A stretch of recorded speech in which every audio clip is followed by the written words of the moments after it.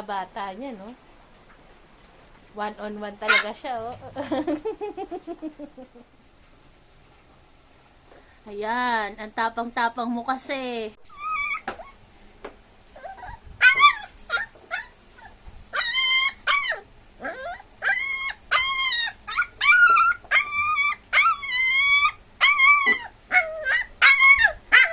Ayan. Makulit ka kasi sa labas. Ayan. Nakulong ka tuloy. Makulit ka kasi eh.